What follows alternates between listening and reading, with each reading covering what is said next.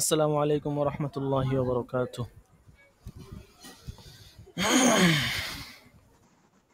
وعليكم السلام ورحمة الله وبركاته. জি, আশা করি সকলেই ভালো আছেন, সুস্থ আছেন। আমি আলহামদুলিল্লাহ আপনাদের ভালো আছি।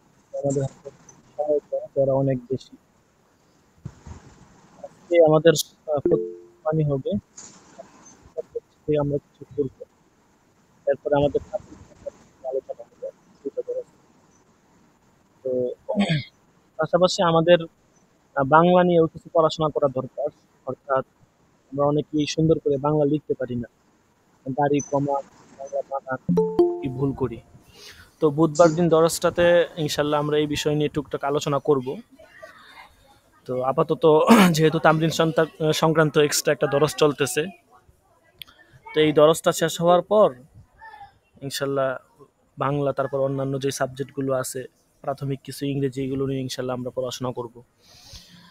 আচ্ছা, তো আজকে আমাদের পড়া হবে শায়েখ আহমদ প্রচলিত ওসিয়তনামার বিধান। এখান থেকে আমাদের যেই ফতোয়া উসমানী কিতাব আছে, আপনারা সকলে এই কিতাবটা কিনে নেবেন। এই কিতাবটা পিডিএফ ফাইল তো যদিও আমরা রেডি করেছি, এটা অনলাইনেও পাবেন না আপনি, কিন্তু কিতাবটা সকলেই কিনে নেবেন। এটা খুব জরুরি একটা কিতাব। এই কিতাবটা যদি আপনার কাছে থাকে আপনি অনেক মাসলা এই কিতাবের মাধ্যমে আপনি হল করতে পারবেন। অনেক মাসলা, অনেক ফতুয়া, ১-১.৫ হাজার ফতুয়ার মতো এই কিতাবে উল্লেখ রয়েছে। এবং সমসাময়িক যে মাসলাগুলো এগুলো এই কিতাবের মধ্যে আছে। তো আমাদের আজকে পড়া হবে শায়েখ আহমদ প্রচলিত ওসিয়তনামার বিধান, ৭৯ নম্বর পৃষ্ঠা থেকে। আপনারা স্ক্রিনে দেখতে পারতেছেন।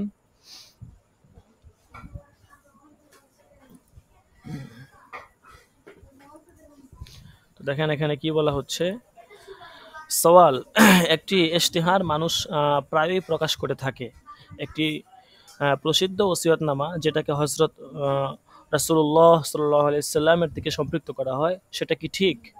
যেমন যে ব্যক্তি এটা পড়বে সে এটা ছাপিয়ে দিবে, যদি না ছাপে তাহলে তার এমন ক্ষতি হবে। এগুলো কিন্তু আমরা একসময় দেখছি, এমনকি আমি নিজেও এটা দেখছি যখন অনেক ছোট ছিলাম, হেফজ খানায় পড়তাম ২০১২-১৩ ওই সময়টাতে আর কি। তখন এটা একটা ব্যাপক প্রচলন হয়েছিল আর কি। এটা হয়তো এখন ওরকম নাই।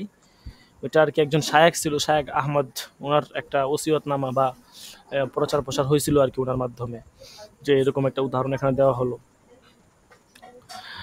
যদি কেউ এটা অস্বীকার করে, অস্বীকারী কঠিন আযাবে নিপতিত হবে। যদি পড়ার পরে প্রচার না করে তাহলে সে কি মুসলমান থাকবে না?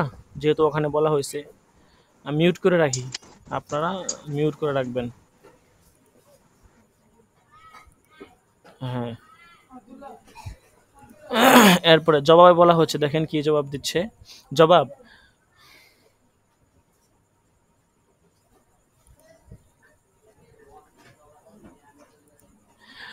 সংযুক্ত ওসিয়তনামায় যেসব বুনিয়াদি কথা বলা হয়েছে, যেমন মুসলমানকে গুনাহ থেকে তওবা করতে হবে, হ্যাঁ, ইসলামী নীতিমালা অনুসারে জীবনযাপন করতে হবে, এগুলো পুরোপুরি ঠিক আছে।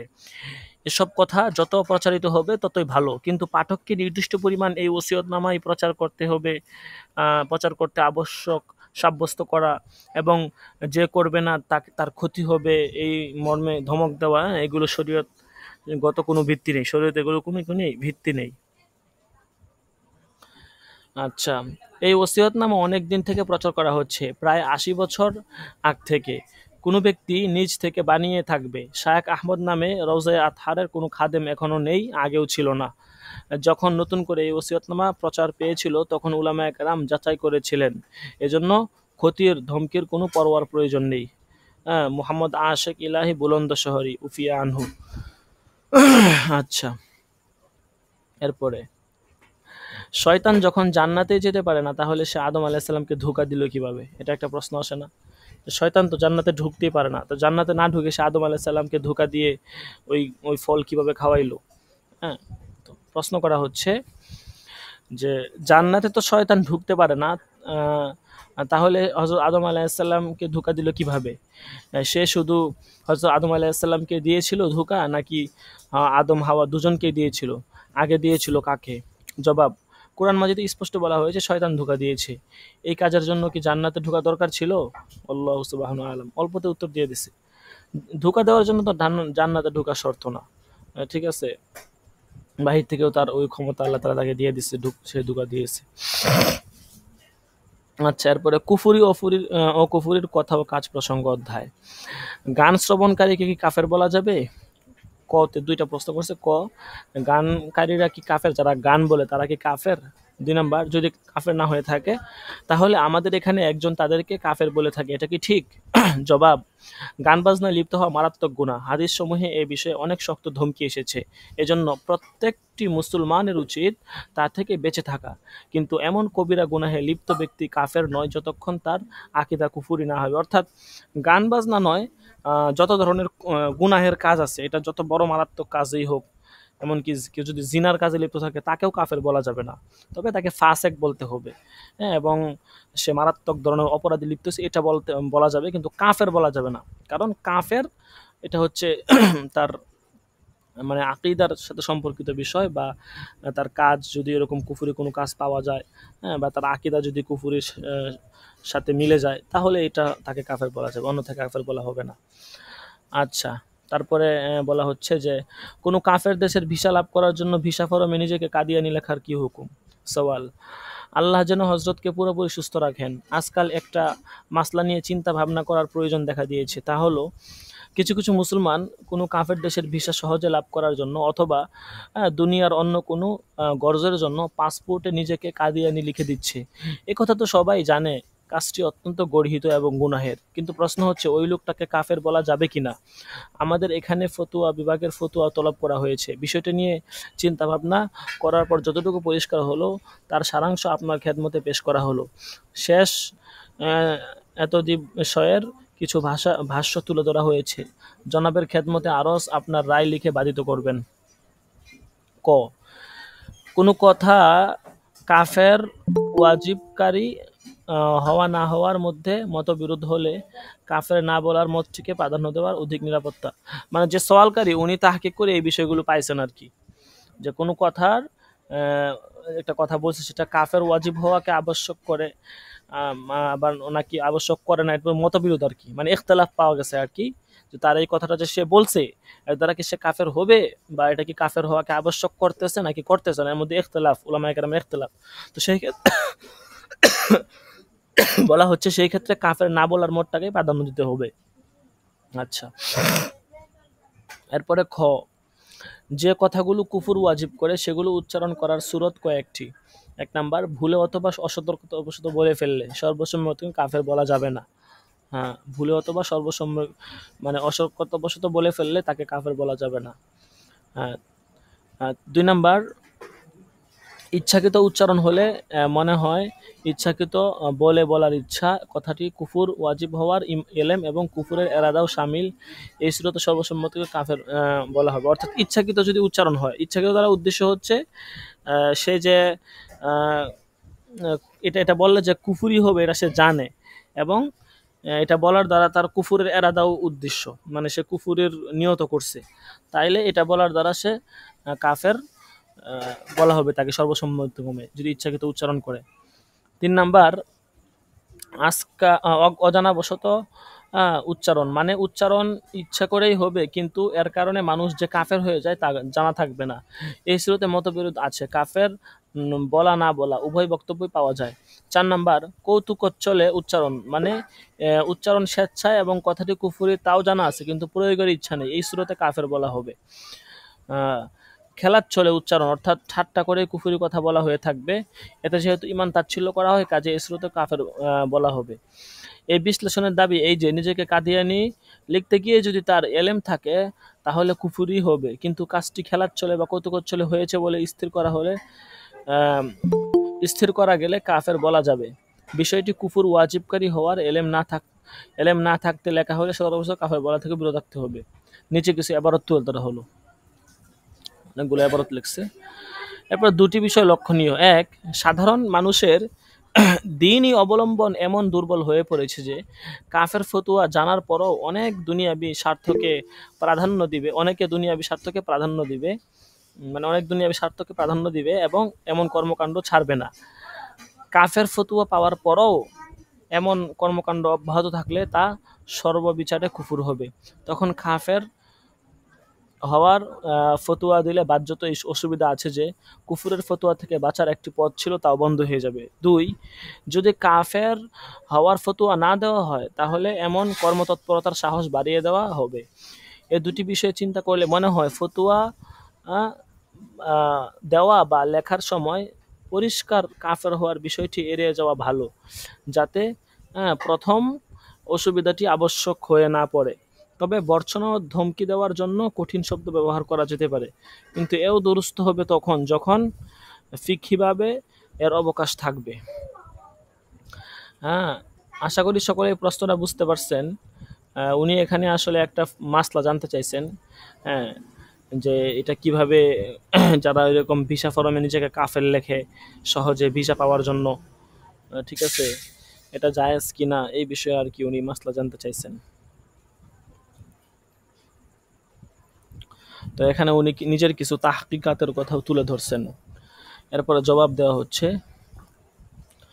কোনো কাফের দেশের ভিসা লাভ করার জন্য অথবা অন্য কোনো দুনিয়াবি ফায়দার উদ্দেশ্যে পাসপোর্ট এবং ভিসা ফরমের ধর্মের ঘরে কোনো মুসলমান জেনে বুঝে নিজেকে কাদিয়ানি লেখা সরাসরি কাফের ধর্মের দিকে নিজেকে সম্বন্ধযুক্ত করার নামান্তর, যা স্পষ্ট কুফরি ওয়াজিব করে। যদি কেউ এমনটা করে ফেলে তাহলে তৎক্ষণাৎ তার সাচ্চা দিলে তওবা করতে হবে, তার ঈমান নবায়ন করতে হবে এবং আগামীতে কখনো এমন কাজ করা থেকে সম্পূর্ণ বিরত থাকতে হবে। আপনি ফুকাহা কেরামের যেসব ইবারত তুলে ধরেছেন সেগুলোর সাথে এই মাসলার সম্পর্ক নেই। দুনিয়াবি গর্জে নিজেকে মুসলমান প্রকাশ করার ব্যাপারে যথেষ্ট খোঁজাখুঁজির পরেও স্পষ্ট কোনো ভাষ্য আপনি পাননি। তবে নিচের ইবারতগুলো থেকে বয়ানকৃত হুকুমের তাগিদ পাওয়া যায়। ফিল হিদায়াতি, এই তার মানে এখান থেকে আমরা আরেকটা বিষয় বুঝলাম, হ্যাঁ, যে যদি দুনিয়াবি গর্জের জন্য, আখিরাতি গর্জ হলে সেটা ভিন্ন কথা, দুনিয়াবি কোনো গর্জে এরকম কোনো কাজ কেউ করে ফেলে তাহলে সেই ক্ষেত্রে কিন্তু তার বিধান এরকম হবে যে আপনার সে কাফের হয়ে যাবে, যেহেতু সে দুনিয়াবি গর্জে এই কাজটা করেছে। আচ্ছা, তারপরে এই জবাবটি অধমের দিক নির্দেশনায় লেখা হয়েছে। আসলে কোনো কুফরি কথা বলা এক বিষয় আর নিজেকে কোনো প্রসিদ্ধ কাফের সম্প্রদায়ের দিকে সম্পৃক্ত করা ভিন্ন বিষয়। প্রশ্নে যে এবারত সংযুক্ত করা হয়েছে তা প্রথম মাসআলা সম্পর্কিত, দ্বিতীয় মাসলা সম্পর্কিত নয়। এজন্য অধমের ঝোঁক এদিকেই যে পাসপোর্টের উপর ধর্মের ঘরে নিজেকে মুসলমান লেখার বদলে কাদিয়ানি বা অন্য কোনো ধর্মের অনুসারী লেখা একটা স্বতন্ত্র বিষয়, যা কুফরি ওয়াজিব করে। এর জন্য তওবা এবং ঈমান নবায়ন করা জরুরি। আচ্ছা, এরপরে হচ্ছে কাদিয়ানি ধর্মমত থেকে দায় মুক্তি এবং কোনো মুসলমানকে কাদিয়ানি বলার হুকুম।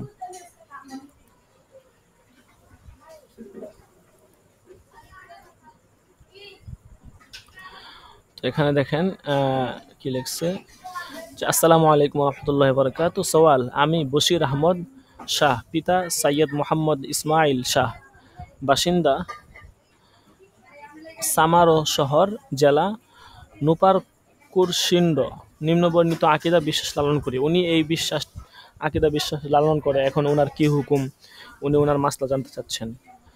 আমি আল্লাহ তাআলা, তার সকল ফেরেশতা, তার সকল কিতাব, তার সকল রাসূল এবং কিয়ামতের দিন, তাকদীরের ভালো মন্দ ও মরণের পর পুনরুত্থানের উপর ঈমান রাখি।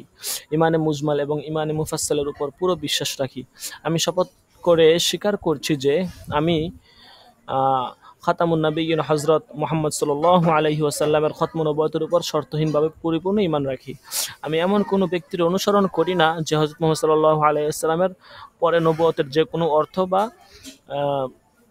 ব্যাখ্যা দিয়ে নবুয়তের দাবি করে, এমনকি এমন দাবিদারকে পয়গম্বর বা ধর্ম সংস্কারকও মানি না। কাদিয়ানি গ্রুপ অথবা লাহোরি গ্রুপের সাথেও আমার কোনো সম্পর্ক নেই। নিজেকে আহমদিও বলি না। যদি হযরত সাল্লাল্লাহু আলাইহি ওয়াসাল্লামের পরে কেউ যে কোনো অর্থে বা ব্যাখ্যায় নবী করিম সাল্লাল্লাহু আলাইহি নবী অথবা ধর্ম সংস্কারক হওয়ার দাবি করে, তাহলে তাকে এবং তার অনুসারীদেরকে মুরতাদ এবং কাফের বলে মনে করি। উনি ওনার বিশ্বাসের কথা আর কি বলতেছেন। অনুরূপভাবে মির্জা গোলাম আহমদ কাদিয়ানি ও তার অনুসারী আহমদ ও লাহোরি গ্রুপের ও মুসলমান এবং ইসলাম থেকে খারেজ হওয়ার উপর ঈমান রাখি। এ বক্তব্য আমার শপথ বাক্য। আমি কালিমা তয়্যিবা লা ইলাহা ইল্লাল্লাহ মুহাম্মাদুর রাসূলুল্লাহ পরে আল্লাহ তাআলাকে হাজির নাজির জেনে সম্পূর্ণ সত্য কথা লিখে দিচ্ছি। আপনার সমীপে আবেদন, আমার উপরোক্ত আকীদা সম্পর্কে ফতোয়া দিন যে আকীদা হিসাবে আমি শরীয়তে মুহাম্মাদের মুসলমান হয়েছি নাকি নয়। আমাকে কাদিয়ানী বলা কি ঠিক হবে? এরপরে বলা হচ্ছে যে আমাকে যদি কেউ কাদিয়ানী বলে তাহলে শরীয়তে মুহাম্মাদিতে তার হুকুম কি হবে? প্রথম জবাব দিছে, জবাব, আপনি যদি প্রশ্নে উল্লেখিত আকীদা লালন করেন এবং অন্য কোনো ফাসেদ আকীদা না রাখেন তাহলে নিঃসন্দেহে আপনি মুসলমান। এটা তো স্পষ্টই। খতে বলা হচ্ছে এই প্রশ্নে উল্লেখিত আকীদায় বিশ্বাসী লোক কাদিয়ানী হতে পারে না, তাকে কাদিয়ানী বলাও দুরূহ নয়। গতে বলা হচ্ছে কাউকে অকারণে কাদিয়ানী বলা মারাত্মক গুনাহ। যদি কেউ অজানাবশত বলে থাকে তাহলে অতি সত্বর তাকে তওবা করতে হবে। আর যদি কোনো ভুল বোঝাবুঝির কারণে বলে থাকে তাহলে তার ভুল বোঝাবুঝি দূর করতে সচেষ্ট হওয়া দরকার। আচ্ছা, এরপরে পরের প্রশ্নটা আসি আমরা। আলেমদেরকে ভালো মন্দ বলার হুকুম। দেখি আলেমদেরকে ভালো মন্দ বলার হুকুম কি।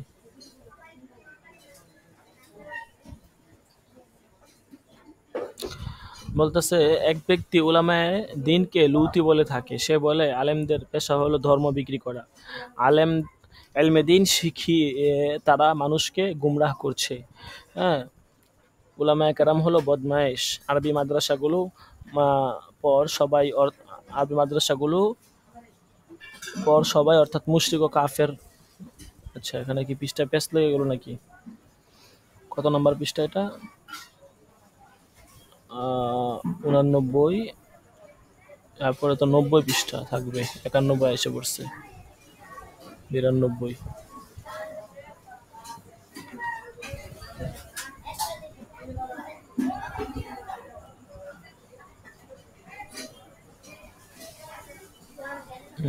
আচ্ছা, একটা পৃষ্ঠা মনে হয় মাঝখানে ছুটে গেছে। আচ্ছা ঠিক আছে, সমস্যা নাই। এই কিতাবটা আমরা পুরাটা পিডিএফ করতে পারি নাই, ঠিক আছে। আমরা অল্প কিছু পিডিএফ করছি, দেখতে পারতেছেন 128 পৃষ্ঠার মতো। তো ইনশাল্লাহ দেখি, আমার কাছে কিতাব আছে, আমি পুরাটা পিডিএফ করে নিব। তোমার হাতে সময় খুব কম, সময় পাচ্ছি না, দর্শের অন্যান্য কাজ করতে করতে সময় চলে যায়। পিডিএফ করতে আসলে অনেক সময়ের প্রয়োজন, অনেক ধৈর্য লাগে। আচ্ছা, আমার এখানে কিতাব আছে, সমস্যা না, আমি কিতাব থেকে পড়ি। একটা পৃষ্ঠা যেহেতু ছুটে গেছে। তো এখানে বলা হচ্ছিল যে কি আপনার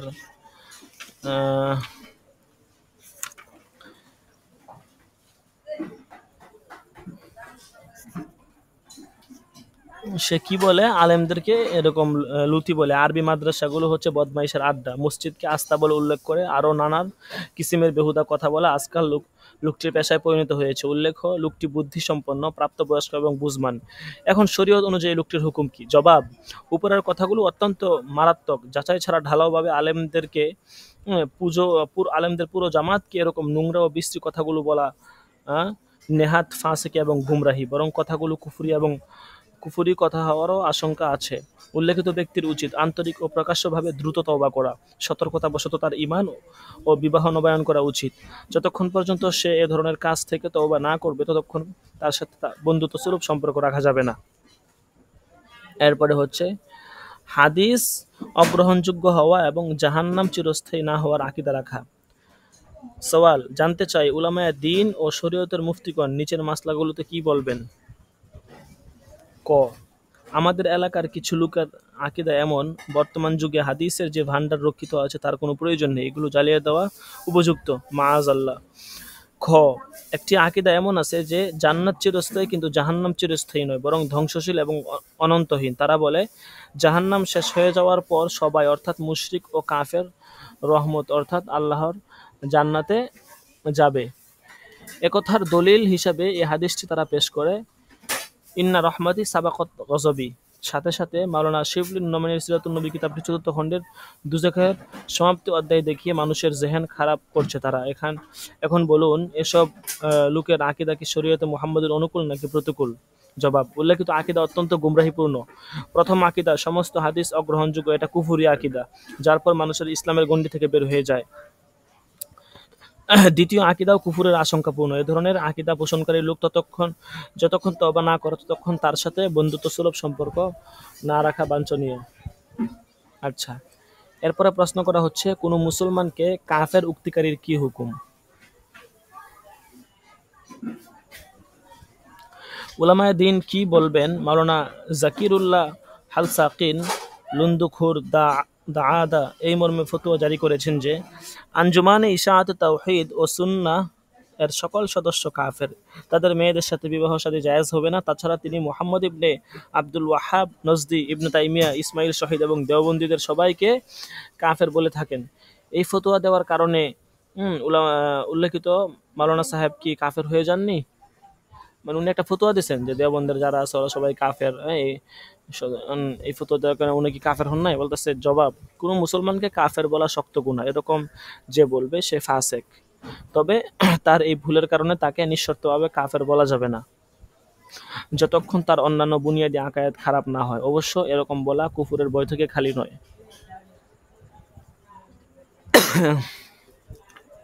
আচ্ছা, এরপরে বলা হচ্ছে,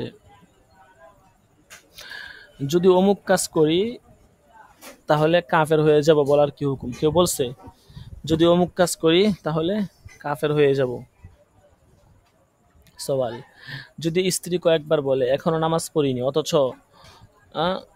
মান তারাকাস সালাতা মুতাআম্মিদান ফাকাদ কাফারা, অথবা যদি স্ত্রী বলে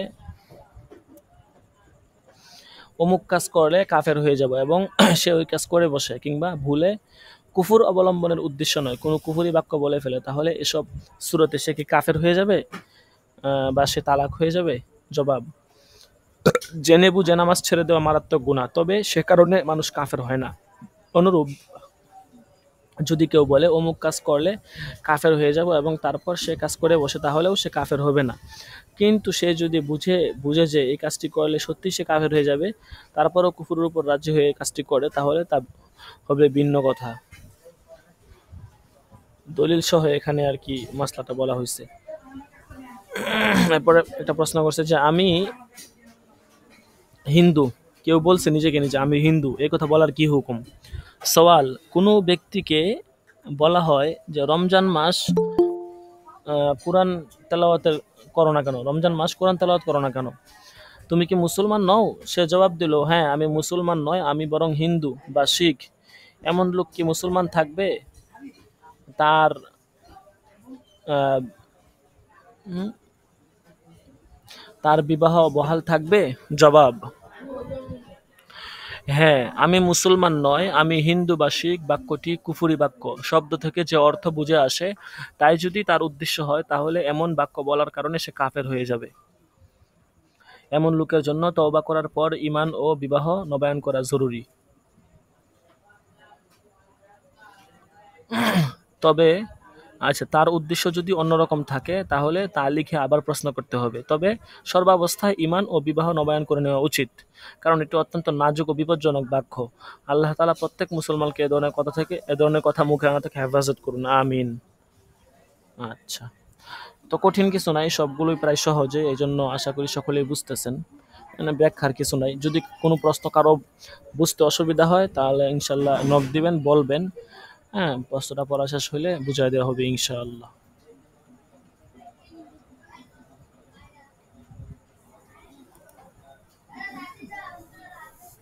আচ্ছা, এরপরে প্রশ্ন করা হচ্ছে যে আজানের সাথে বেয়াদবির হুকুম কি? সওয়াল: একজন মুয়াজ্জিন 5 ওয়াক্ত মসজিদে আজান দেন। তার ব্যাপারে এক লোক আমাকে 5-6 দিন বলেছে এই লোকটি ভোরে খুব বকবক করে, যার কারণে আমার ঘুম বিঘ্নিত হয়। তাকে বলুন সে যেন ভোরে আজান না দেয়। এক লোক তাকে কোনো রোগীকে ইনজেকশন করতে বলল। সে বলল, মুয়াজ্জিন আজান বন্ধ না করলে আমি ইনজেকশন করব না। এ ব্যক্তির শরীয়হ হুকুম কি? জবাব: যে লোকটি ফজরের আজানের ব্যাপারে এরকম বেয়াদবিমূলক কথা বলে তাকে খুব বদ আকীদা বলে মনে হচ্ছে। এগুলো কুফরি কথার অন্তর্ভুক্ত। এই লোকের তৎক্ষণাৎ তওবা করে ঈমান নবায়ন করে নেওয়া উচিত। যতদিন সে তা না করবে ততদিন তার সাথে মুসলমানদের বিশেষ সম্পর্ক না রাখা কর্তব্য। আজান, একামত, নামাজ, সালাত, জাকাত এগুলো তো শরীয়তের নিদর্শন, শরীয়তের আপনার কি বলে এটাকে শিআর। তো এগুলো নিয়ে যদি কেউ ঠাট্টা মশকরা করে, এরকম উল্টাপাল্টা কথা বলে, তাহলে তো তা গ্রহণ করা হবে না।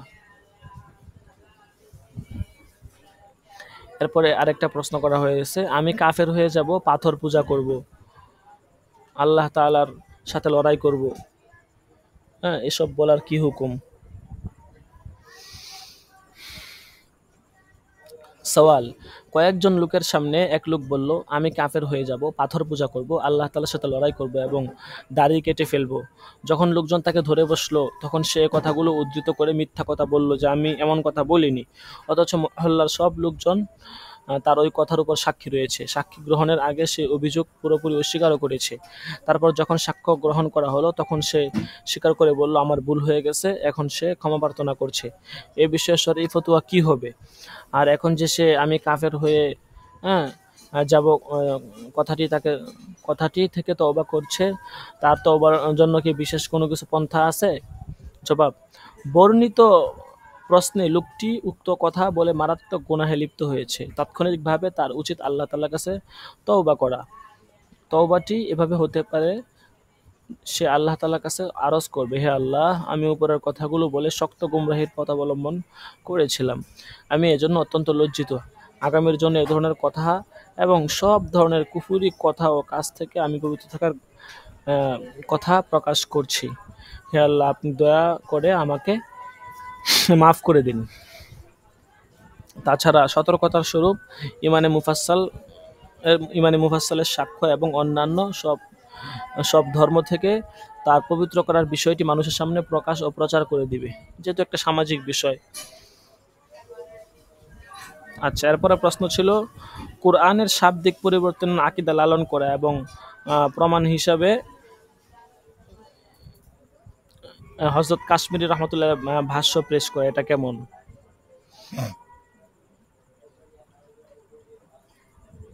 এখানে বলা হচ্ছে যে সওয়াল: বিসমিহি সুবহানাহু ওয়া তাআলা। হযরত উলামায়ে কেরাম মুফতিয়ানে আযম নিচের মাসলাটির ব্যাপারে কি বলবেন? কতে বলা হয়েছে যে আমাদের এলাকার এক মৌলভী সাহেব তার বয়ানে বলে থাকেন যে কুরআন মাজিদ শাব্দিক ও অর্থগত উভয় প্রকার বিকৃতি বর্তমান আছে। মৌলভী সাহেব তার বক্তব্যের তাইয়িদের জন্য নিচের ভাষ্য নকল করে থাকেন এবং বলে থাকেন, এই কথাটি আল্লামা কাশমী রহমতুল্লাহ একটি কিতাবে লিখেছে। অবশ্য তিনি সেই কিতাবের নাম উল্লেখ করেননি। ভাষ্যটি এমন, ভাষ্যটা এখানে দেওয়া আছে আর কি। তো এই ভাষ্যটার মতলব কি? এলো প্রথম প্রশ্ন। দ্বিতীয়, এমন বক্তব্য দানকারী মৌলভী সাহেবের হুকুম কি? তিনি কি ইমামতের উপযুক্ত? তার এই আকীদা কুরআন মাজিদের আয়াত ইন্না নাহনু নাযালনা যিকরা ওয়া ইন্না লাহু লাহাফিজুন এর পরিপন্থী নয় কি? তাছাড়া যে লেখকের কিতাবের উদ্ধৃতি দেওয়া হচ্ছে তার হুকুম কি? মুসলমান নাকি মুরতাদ? দলিল সহ জবাব দিন। জবাব দান করে বাধিত করবেন। পুনশ্চ মানে পুনরায় বলা হচ্ছে আর কি কথাটা। শেখুল হাদিস হযরত মাওলানা মুহাম্মদ তকি উসমানী রাদিয়াল্লাহু আমাদের এলাকার আলেম ওলামা এবং সাধারণ মানুষ আপনার ফতোয়াকে মূল্যায়ন করেন, এজন্য আপনি নিজ হাতে জবাব লিখবেন, কৃতজ্ঞ থাকব। ফজলে জাবেদ হানাফি।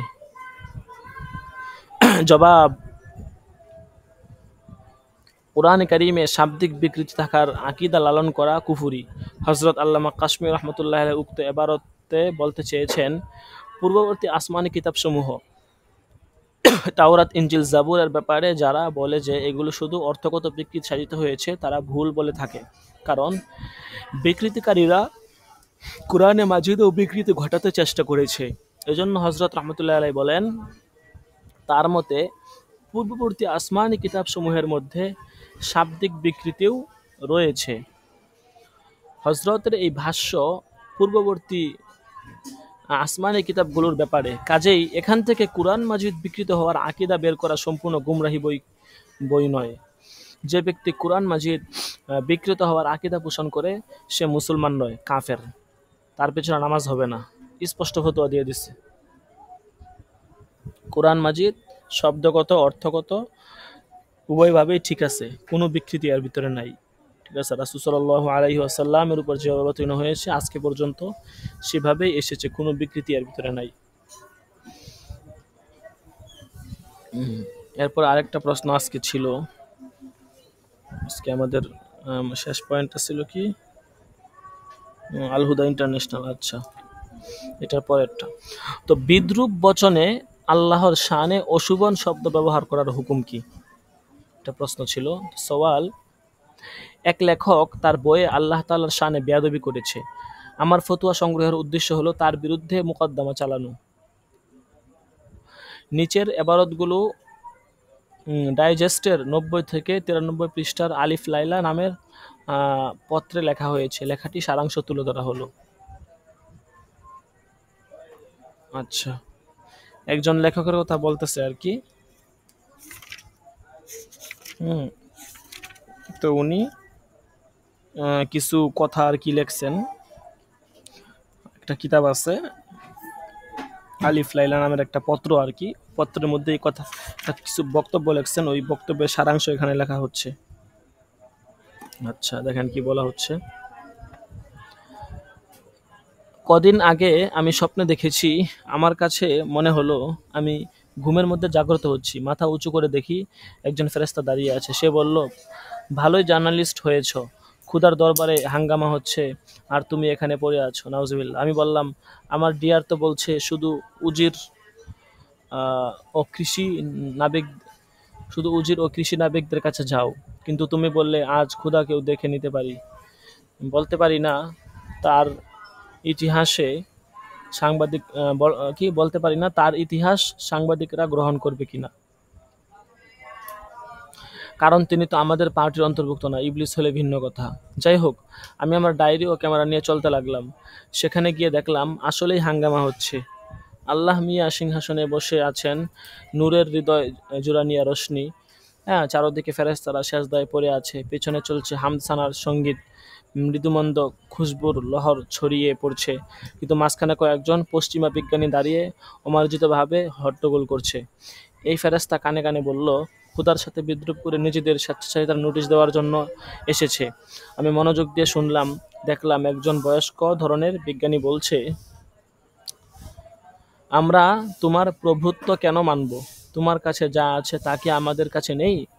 তোমার প্রভুত্বের ভিত্তি শুধু দুটি বস্তুর উপর, একটি ধ্বংস যা কহর এবং আযাবের আকারে প্রকাশ পায়, দ্বিতীয়টি সৃষ্টি। আমাদের কাছেও এই দুটি বস্তু আছে। আস্তাগফিরুল্লাহ। আচ্ছা, আমাদের অ্যাটম বোমা এমন ধ্বংসযজ্ঞ চালাতে পারে যেমন ধ্বংসযজ্ঞ আজ পর্যন্ত তুমি কখনো চালাওনি। তুমি দুনিয়াকে কিয়ামতের দিন ধ্বংস করার ধমকি দিয়ে ভীত করেছ এবং ধর্মের জিনজিরে আবদ্ধ করেছ। ওরকম হাসর আমরা আমাদের বোমা দিয়ে সৃষ্টি করতে পারি। এই পর্যন্ত 93 পৃষ্ঠা পর্যন্ত প্রশ্নকারী বর্ণনা অনুযায়ী এ ধরনের এবারত থেকে কি আল্লাহ তাআলার অসম্মান অপমান হয় না? মুসলমানদের আকীদা বিশ্বাসে কি বিঘ্ন সৃষ্টি করে না? 2-3 এরকম এবারত থেকে কি বোঝানো লাজম হয় যা উপরে উল্লেখ করা হলো? আচ্ছা, তারপরে 4 নম্বরে বলা হচ্ছে যে 2টা এবারত উপরে বলছে, 2টা এবারত বলছে আর কি। ঠিক আছে, এখন 4 নম্বরে বলবে যে হে খুদা, হে খুদা, কি বলতেছে যে আমি কি ভুল বলছি? সাহস করে আমি জিজ্ঞেস করলাম। আল্লাহ মিয়া আমার দিকে দেখলেন এবং নিজের সৃষ্টির উপর লজ্জাবোধ করে মাথা নিচু করলেন। অথচ পশ্চিমা বিজ্ঞানী উর্ফি মিয়া তার কয়েক শতাব্দীর সাফল্যের কথা তুলে ধরেও ক্ষুধার মাথা নত করাতে পারেনি। আর আমরা এই দেশের 20 বছরের জীবনেই ক্ষুধার মাথা নত করে দিলাম। আমরা কি এগিয়ে নেই? এগুলো আর কি লিখতেছে। 5 ও 6, এমন মুসলমান যারা পাকিস্তানের নাগরিক হিসাবে বসবাস করছে, যদি তাদেরকে মুসলমানের ধর্মীয় অনুভূতিতে আঘাত দেওয়া এবং আল্লাহ তাআলার সাথে এমন বিদ্রোহের দায়ে পাকিস্তানের সরকারের পক্ষ থেকে শাস্তি বিধান করা হয়, তাহলে কি তাদেরকে মৌলিক সংবিধান অস্বীকারী সাব্যস্ত করা উচিত এবং তাদেরকে দেশ ও খোদার দুশমন এবং দেশদ্রোহী মনে করা উচিত? যাই হোক, এখন জবাব বলা হচ্ছে। দেখেন জবাবে কি বলে। জবাব: যদিও সংযুক্ত বিষয়টি ব্যঙ্গাত্মক একটি বিষয় যার মধ্যে শব্দের প্রকৃত অর্থ উদ্দেশ্য নয়, কিন্তু ব্যঙ্গাত্মকভাবে আল্লাহ তাআলা শানে এমন কথাবার্তা বলা এবং তার দিকে এসব কাল্পনিক কথার সম্পর্ক জুড়ে দেওয়া মারাত্মক বেয়াদবি, এতে কুফুরের ভয় আছে।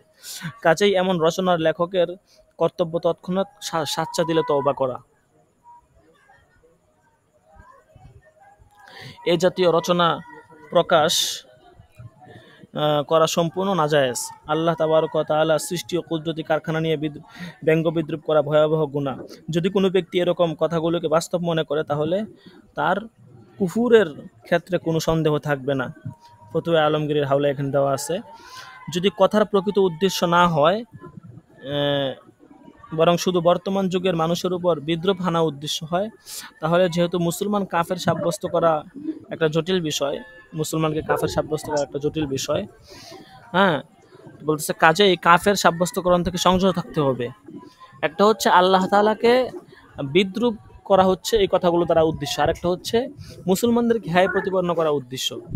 দুইটা বিষয় বলতেছে। যদি আল্লাহ তাআলাকে হ্যায় প্রতিপন্ন করা এরকম উদ্দেশ্য হয়, তাহলে কিন্তু সরাসরি সে কাফের হয়ে যাবে। আর যদি এরকম মুসলমানদেরকে হ্যায় প্রতিপন্ন করার উদ্দেশ্য হয়, তাহলে ওই ব্যক্তি কাফের হবে কিনা বা তাকে সরাসরি কাফের বলা যাবে কিনা এটা সন্দেহ আছে, এ থেকে বিরত থাকা উচিত, যেহেতু তাকে কাফের বলার বিষয়। হ্যাঁ, আচ্ছা, এরপর বলা হচ্ছে কিন্তু বিষয়টি মারাত্মক অপরাধ এবং কঠিন গুনাহ হওয়ার ব্যাপারে কোনো সন্দেহ নেই। এই রচনার লেখক এবং প্রকাশক উভয়ের উচিত আখিরাতে ধৃত হওয়ার ভয়ে তাড়াতাড়ি তওবা করে নেওয়া, আর হুকুমতের জন্য কখনোই এ জাতীয় লেখা প্রকাশের অনুমতি দেওয়া উচিত নয়। আচ্ছা,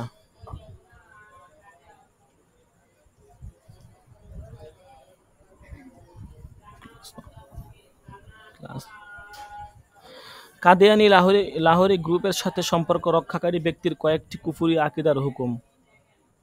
আচ্ছা, এটা এখানে দেখেন কি বলা হচ্ছে যে এক ব্যক্তি কয়েক বছর থেকে লাহোরি আহমদাদির প্রচারিত পত্রিকার সম্পাদনা করে আসছে। তার আকীদা নিম্নরূপ।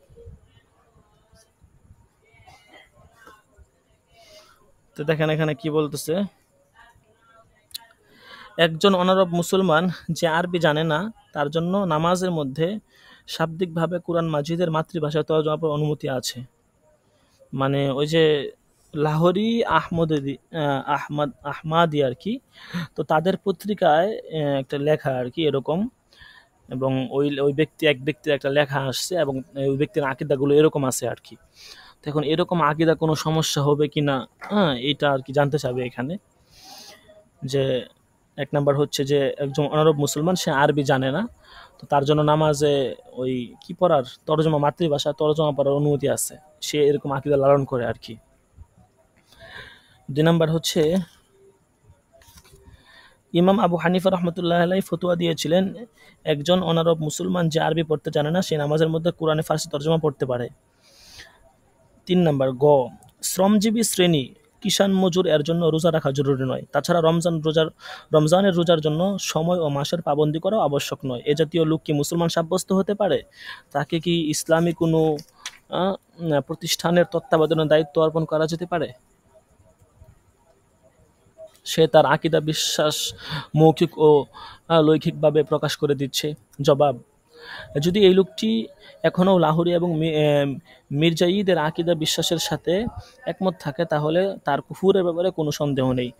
আর যদি সে ওইসব আকীদা থেকে তওবা করতে থাকে, তাহলেও তার এই আকীদা যে রোজার জন্য কোনো সময় মাসের পাবন্দি করা আবশ্যক নয়, কুফরি আকীদা।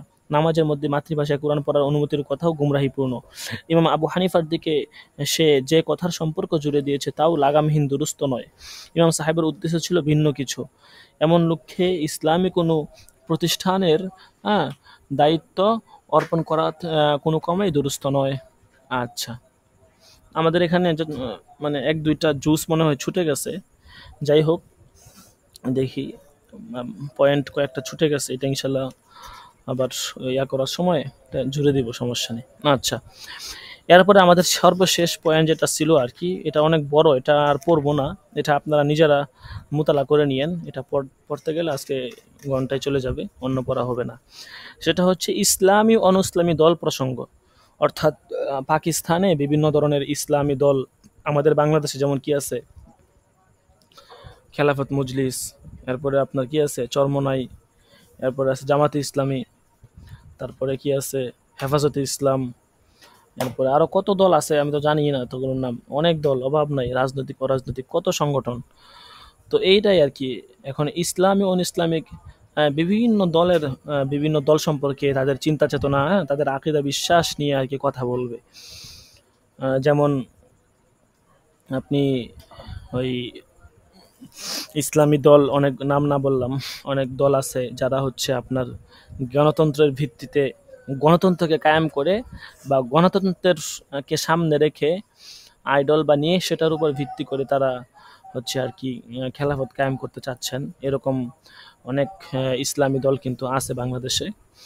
তো ধরেন উদাহরণস্বরূপ তাদের সম্পর্কে একটা ফতোয়া চাওয়া হইলো যে এটা আসলে কতটুকু কি বা এটা জায়েজ কিনা, বা এরকম ইসলামী দল যারা এরকম আকীদা লালন করে থাকে যে তারা ভোটাভুটির মাধ্যমে এভাবে এভাবে তারা মানে ইসলাম কায়েম করবে, তো তাদের আকীদাটা কতটুকু শরীয়তসম্মত কিনা এবং এটা জায়েজ কিনা, হ্যাঁ, এরকম যেমন একটা ফতোয়া চাওয়া হইলো। তো পাকিস্তানেও এরকম অনেকগুলো ইসলামিক দল ছিল, এর মধ্যে একটা দল ছিল আল হুদা ইন্টারন্যাশনাল। হ্যাঁ, তো তাদের সম্পর্কে একটা ফতোয়ার এখানে চাওয়া হয়েছে আর কি, যে তাদের অনেকগুলো, তাদের মানে এই তাদের আকীদা অনেক রকম, ঠিক আছে। ওনাদের চিন্তা চেতনা, ওই দলের যে প্রতিষ্ঠাতা ওনাদের চিন্তা চেতনা অনেক রকম। ওনারা এজমা উম্মত থেকে সরে এসে নতুন নতুন রাস্তা অবলম্বন করে, অনেক ধরে এখানে প্রায় অনেকগুলা এখানে দিছে। তো এরকম আর কি। আচ্ছা, যাই হোক, এইগুলো আপনারা মোতালা করে নিয়েন, আপনার সামনে তো কিতাব আছে, ঠিক আছে, এগুলো মোতালা করে নিন। কিতাব যদি কেউ কিনে না থাকেন তাহলে কিতাব কিনে নেবেন, অবশ্যই অবশ্যই কিতাব কিনে নেবেন। আচ্ছা, এখন আমরা কিতাব পরিচিতি থেকে একটু পড়ি, ঠিক আছে। তারপরে ইনশাল্লাহ আমরা ওই কিতাব পরিচিতি থেকে পড়ি, তারপরে আমরা হাজিরা রাখবো ইনশাল্লাহ।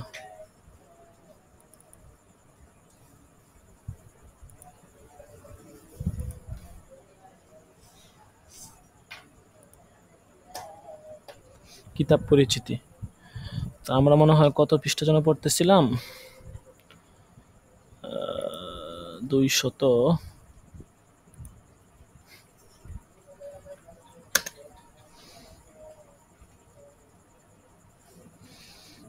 একটু আসতে সময় লাগবে, একটু অপেক্ষা করেন, চলে আসবে।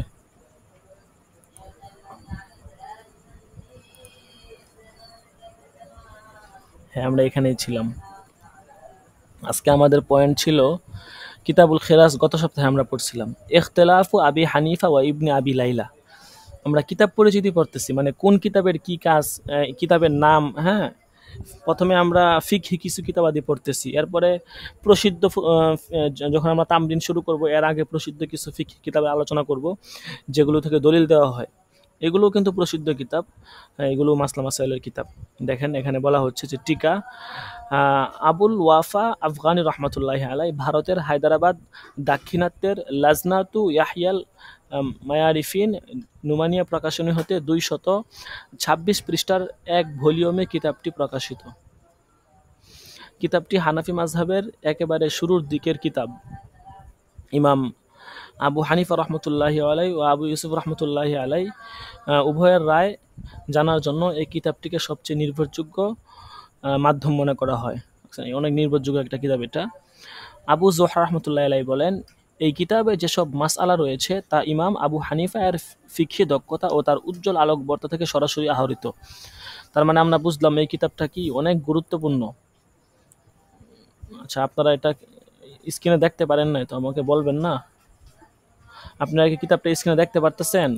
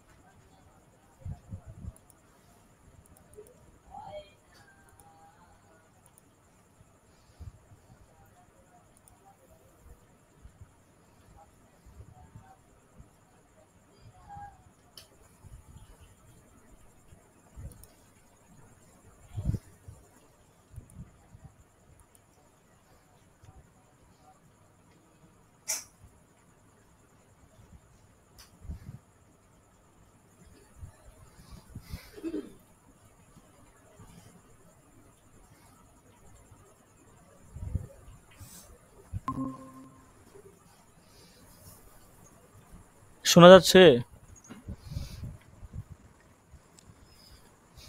শোনা যাচ্ছে? শোনা যাচ্ছে? হ্যাঁ, নেট চলে গেছিল তো এই জন্য আর কি শোনা যাচ্ছিল না। এখন শোনা যাচ্ছে আশা করি। শোনা যাচ্ছে। জি জি। আচ্ছা, আমি স্ক্রিনটা শেয়ার করে দিতেছি।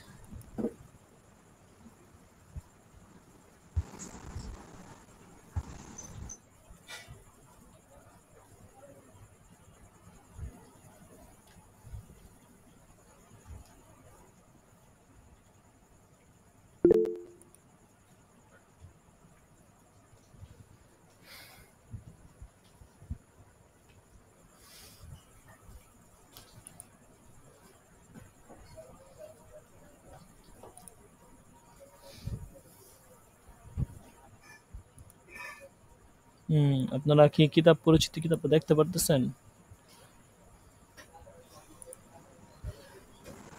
জি উস্তাদ জি। আচ্ছা, ঠিক আছে। তাহলে আমরা ওই ইখতিলাফু আবি হানিফাতা ও আবি লাইলা এটা পড়তেছিলাম।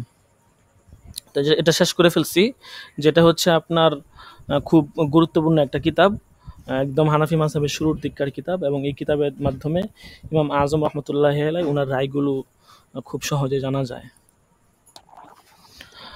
আচ্ছা, তারপর আরেকটা কিতাব হচ্ছে আর রদ আলা সিয়ারিল আউজাঈ, আর রদ্দু আলা সিয়ারিল আউজাঈ, আবুল ওয়াফা আফগান রহমতুল্লাহি আলাই। এটি একটি ছোট পুস্তিকা। ইমাম আবু ইউসুফ রহমতুল্লাহি আলাই এই কিতাবে ইমাম আউজাঈ রহমতুল্লাহি আলাইয়ের বক্তব্যের উত্তর দিয়েছেন। আবুল ওয়াফা আফগানি রহমতুল্লাহি আলাই বলেন, ইমাম আবু হানিফা রহমতুল্লাহি আলাই সর্বপ্রথম সিয়ার বিষয়ক কিতাব রচনা করেছেন, যা তার ছাত্ররা অনুলিখন করে নিজ নিজ বিন্যাসে বর্ণনা করেছে। তাই কিতাবটি তার বিন্যাসদাতার দিকে সম্পৃক্ত করে পরিচিতি লাভ করেছে। ইমাম মুহাম্মদ রহমতুল্লাহি আলাই এর সিয়ারে সগীর, যেমনটি ইমাম মুহাম্মদ রহমতুল্লাহি আলাইয়ের সিয়ারে সগীর। ইমাম আউজাঈ রহমতুল্লাহি আলাই ইমাম আবু হানিফা রহমতুল্লাহি আলাইয়ের সিয়ারের উপর আপত্তিমূলক কিতাব লিখেছেন। তার উত্তরে ইমাম আবু ইউসুফ রহমতুল্লাহি আলাই এই কিতাবটি সংকলন করেছেন। এই কিতাবে ইমাম আবু হানিফা রহমতুল্লাহি আলাই এর মত উল্লেখ করার পর ইমাম আউজাঈ রহমতুল্লাহের অভিমতকে দলিল সহ উল্লেখ করা হয়েছে। সর্বশেষ পর্যালোচনা ও নিজেদের দলিল উল্লেখ করা হয়েছে। এটি ইমাম আবু ইউসুফ রহমতুল্লাহের রচনা হওয়ায় মান বর্ণনার অপেক্ষা রাখে না। এটা মূলত ইমাম আউজাঈর উনি হানাফি মাযহাবের ইমাম আজম আবু হানিফার যে সিয়ারের উপর যে কিতাব ছিল বা ওনার যে মতামত সেইগুলোর উপর এশকাল করছেন, আর উনি এটার ইমাম মুহাম্মদ রহমতুল্লাহ উনি সেগুলোর উত্তর দিচ্ছেন, এবং এটার উপরে এই কিতাবটা। আচ্ছা, এরপর আরেকটা কিতাব হচ্ছে আল আমালি। কিতাবটি ইমাম আবু ইউসুফ রহমতুল্লাহি আলাই নিজে না লিখে ছাত্রদের সামনে বলেছেন এবং তারা সেটিকে লিখেছে। এ কারণে সেটিকে আমালি বা শ্রুতি লিখন নামে অভিহিত করা হয়ে থাকে। ইমাম আবু ইউসুফ তিনি নিজে লেখেন নাই, হ্যাঁ, তিনি ছাত্রদের সামনে বলছেন আর ছাত্ররা লেখছে, জন্য এটাকে আমালি বলা হয়। এই কিতাবে নামাজ ও যাকাত সম্পর্কে বেশ চমকপ্রদ আলোচনা হয়েছে। কিতাবটিতে 40টি পরিচ্ছেদ বিভক্ত করেছেন। এখানে ইমামদের মতানৈক্য এবং তার মধ্যে গ্রহণযোগ্য অভিমত সম্পর্কে আলোচনা করেছেন। ইমাম আবু ইউসুফ রহমতুল্লাহি আলাই একাধিক গুরুত্বপূর্ণ কিতাব রচনা করলেও যুগের দীর্ঘতার কারণে সেসব অমূল্য কিতাবের অনেকটি আমাদের সামনে আসেনি। একাধিক কিতাব কিন্তু ইমাম আজম রহমতুল্লাহ আলাই ইমাম আবু ইউসুফ রহমতুল্লাহ আলাই রচনা করে গেছেন, কিন্তু সবগুলো কিতাব হয়তো আমরা পাইনি। তো এই কিতাবটা আমরা পেয়েছি এবং এই কিতাবটা খুবই গুরুত্বপূর্ণ একটা কিতাব। আচ্ছা, তারপরে ইমাম মুহাম্মদ রহমতুল্লাহ আলাই ওনার কিছুটা পরিচিতি বলবে, তারপরে ওনার যে 6টা কিতাব আছে যাহিরুর রাওয়ায়াতের 6 কিতাব, ওইগুলো নিয়ে আলোচনা করবে আর কি। আজকে আমরা পরিচিতিটা পড়ে নেই, যেহেতু আমাদের হাতে সময় কম। তো দেখেন, ইমাম মুহাম্মদ রহমতুল্লাহ আলাই আবু আবদুল্লাহ মুহাম্মদ ইবনে হাসান ইবনে ফারকাত শাইবানী রহমতুল্লাহ আলাই 131 থেকে 189 হিজরি, 748 থেকে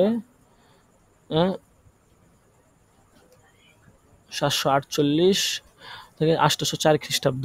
ইমাম মুহাম্মদ রহমতুল্লাহ আলাই এর পূর্বপুরুষগণ দামেস্কের অধিবাসী ছিলেন। তার পিতা ইরাকের ওয়াসিত শহরে এসে বসবাস করেন। সেখানে ইমাম মুহাম্মদের জন্ম হয়। অতঃপর তিনি কুফা নগরীতে বেড়ে ওঠেন।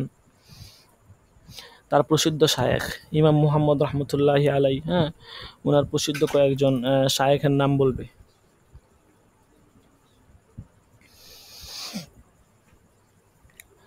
কারা কারা আছেন? ইমাম আবু হানিফা রহমতুল্লাহি আলাই প্রথমে, তারপরে মিসআর ইবনে কিদাম, মালিক ইবনে মিগওয়াল, ইমাম আউজাই, ইমাম মালিক রহমতুল্লাহি আলাই, ইমাম আবু ইউসুফ রহমতুল্লাহি আলাই প্রমুখ। এরপর ইমাম আবু ইউসুফ রহমতুল্লাহি আলাই ওনার কয়েকজন ছাত্রের নাম বলবে। ইমাম শাফি রহমতুল্লাহি আলাই, ইমাম মুহাম্মদের ছাত্র কারা কারা ছিলেন? ইমাম শাফি উনি ইমাম মুহাম্মদের ছাত্র ছিলেন।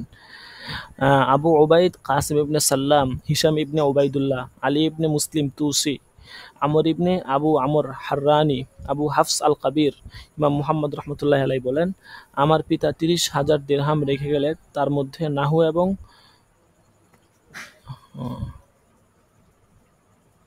কি হলো, নেটটা খালি বারবার চলে যায় কি জন্য?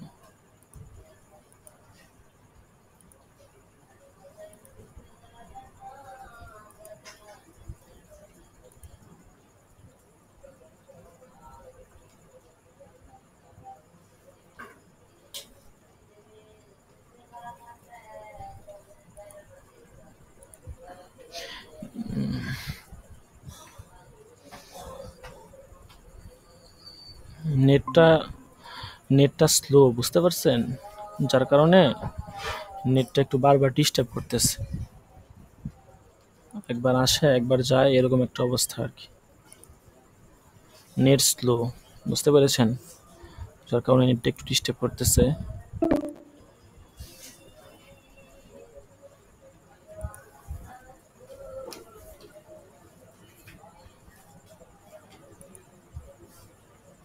তো আশা করি আপনারা স্ক্রিন দেখতে পারতেছেন।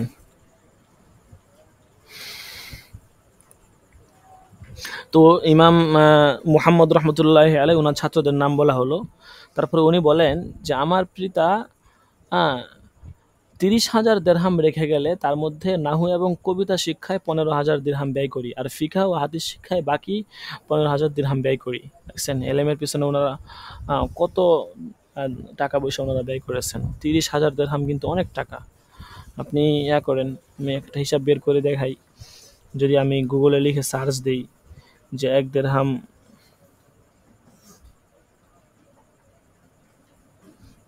কত টাকা, 30,000 দিরহাম না, তো আমি 1 দিরহাম সমান কত টাকা গুগলে সার্চ দিলাম আমি। দেখেন 1 দিরহাম সমান 31 টাকা 99 পয়সা আর কি।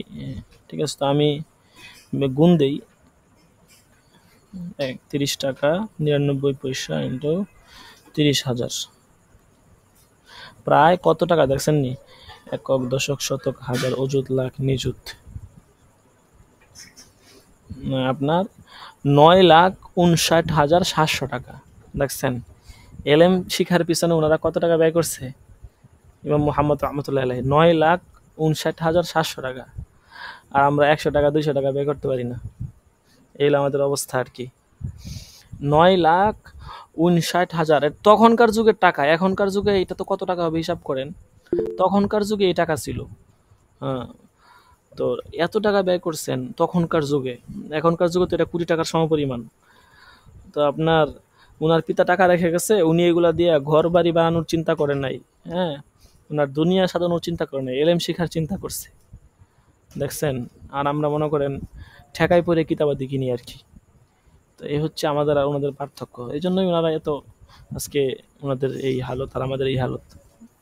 যাই হোক, হ্যাঁ, এই জন্য হিসাবটা বের করলাম আর কি, যে আসলে একটু আমাদের বাংলাদেশি অঙ্কে আমরা হিসাবটা করে দেখি কি অবস্থা। আচ্ছা, তো ওনার যে প্রসিদ্ধ কিতাবগুলো আছে রচনা, ইমাম মুহাম্মদ রহমতুল্লাহ আলাই অনেক কিতাব রচনা করেছেন, তার রচনা আমাদের পর্যন্ত পৌঁছেনি। যেগুলো পৌঁছেছে তা সূত্রগত, নির্ভরযোগ্য, মানের বিচারে কয়েকটি স্তর ভিত্তিক। সব দেখছেন, সবগুলো কিতাব কিন্তু আমাদের পর্যন্ত পৌঁছেনি, কয়েকটা পৌঁছেছে। তো সেগুলো হচ্ছে নির্ভরযোগ্য সূত্রের দিক থেকে এবং মানের দিক থেকেও কয়েকটা স্তরে বিভক্ত। এর মধ্যে 2টা স্তর হচ্ছে, একটা হচ্ছে জহিরুর রাওয়ায়ের স্তর আর একটা হচ্ছে নাদিরুর রাওয়ায়ের স্তর। জহিরুর রাওয়ায়ের কিতাবগুলো কি কি?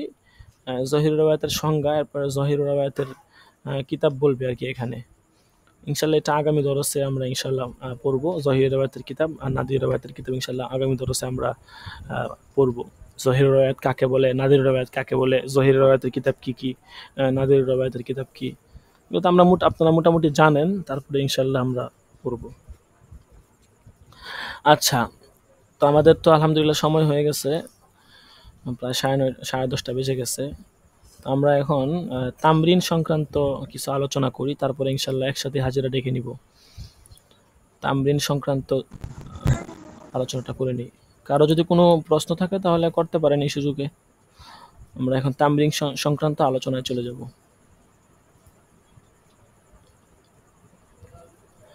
তামরিন সংক্রান্ত প্রথম, দ্বিতীয় এবং 3টা দরস সম্ভবত আমাদের হয়েছিল। তো আজকে ইনশাল্লাহ তামরিন সংক্রান্ত 4র্থ দরস আজকে ইনশাল্লাহ হবে। পাশাপাশি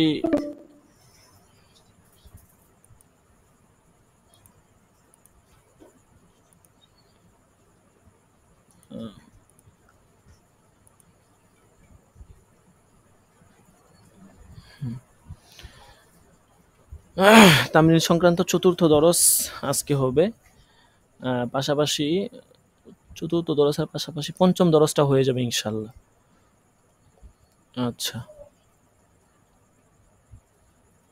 সকলে একটু মনোযোগ দিয়ে ধরি।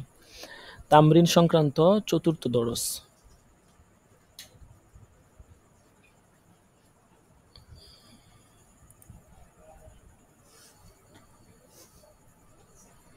এখানে ফতুয়া লেখার নিয়মাবলী বলা হচ্ছে, যে ফতুয়া লেখার কি কি নিয়ম আছে। ফতুয়া লেখার পূর্বে তাআউযুজ, তাসমিয়া, কথা স্পষ্ট হচ্ছে না।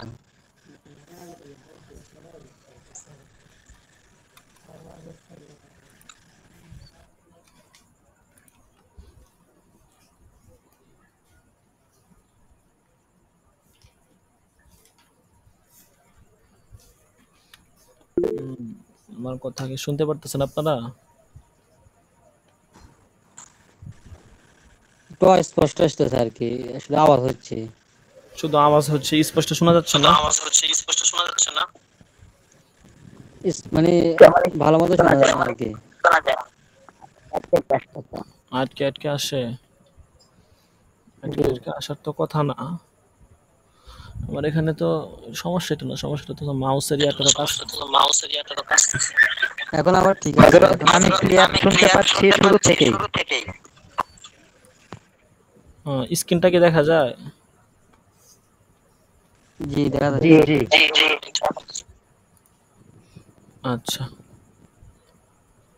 আশা করি এবার কোনো সমস্যা নেই, তাই না? জি না, আগেও সমস্যা ছিল না। আচ্ছা ঠিক আছে, ধরেন ইনশাল্লাহ সমস্যা হবে না ইনশাল্লাহ। আচ্ছা, মাউসের ইয়াটা অনেক সময় কাজ করে না। আচ্ছা, তো ফতোয়া লেখার নিয়মাবলী। তো 1 নাম্বার হচ্ছে দেখেন, ফতোয়া লেখার পূর্বে তাআউযুজ, তাসমিয়া, হামদ ও সালাত। প্রথমে তাআউযুজ, তাসমিয়া, তারপরে হামদ, সালাত এগুলো লিখতে হবে। হ্যাঁ, লা হাওলা ওয়ালা কুওয়াতা ইল্লা বিল্লাহ এবং রব্বি ইশরাহ লি সাদরি এগুলো পড়ে নিবে। মানে লেখার আগে আর কি এগুলো পড়বে। হ্যাঁ, তারপরে কোন সিস্টেমে লিখবে এটা বলা হবে। প্রথমে আউযু বিল্লাহি মিনাশ শাইতানির রাজিম, বিসমিল্লাহির রহমানির রহিম। হ্যাঁ, হামদ পড়বে, হ্যাঁ, সালাত, দুরূদ শরীফ পড়বে, এরপর লা হাওলা ওয়ালা কুওয়াতা ইল্লা বিল্লাহ এগুলো, রব্বি ইশরাহ লি এগুলো পড়বে, পড়ে তারপরে লেখা শুরু করবে। সর্বপ্রথম বিসমিল্লাহির রহমানির রহিম অথবা বিসমিহি তাআলা লিখবে। তাসমিয়ার পর হামিদা ওয়া মুসাল্লি ওয়া মুসাল্লিমা অথবা যে কোনো সংক্ষিপ্ত দুরূদ শরীফ লিখবে। দুরুদের পর আল জওয়াবু ওয়াবিল্লাহি আত-তাওফিক জাতীয় কিছু লিখে উত্তর লেখা শুরু করবে। এভাবে আর কি উত্তরটা লিখবে আর কি, এটাই নিয়ম। সকলে একটু মনোযোগ দিয়ে দেখেন, আপনাদেরকে দিয়ে দেওয়া হবে এগুলো, তারপরে একটু মনোযোগ দিয়ে দেখেন এখানে কি বলা হচ্ছে। প্রশ্ন সালাম দিয়ে শুরু হলে উত্তর শুরু হবে সালাম দিয়ে। প্রশ্ন যদি আপনাকে সালাম দেওয়া হয় যে আসসালামু আলাইকুম ওয়া রাহমাতুল্লাহ, তাহলে উত্তরও কি দিবেন? সালাম দিয়ে শুরু করবেন, ওয়ালাইকুম আসসালাম এরকম। আর যদি প্রশ্ন মুতলাক থাকে, কোনো সালাম নাই, উত্তরও সালামের প্রয়োজন নেই বা সালাম দেওয়ার দরকার নেই। এরপর ফতোয়া লেখা শেষ করে ওয়াল্লাহু আ'লামু বিস-সওয়াব বা ওয়াল্লাহুল মুওয়াফফিক ওয়াল মুঈন লিখে দিবে। কাগজের এক পিঠে লিখবে, তবে কাগজ সংকট থাকলে উভয় পিঠে লিখা যাবে। খেয়াল রাখবে যে রাখতে হবে হয়ে গেছে আর কি। আচ্ছা, এটা ঠিক করে দেই।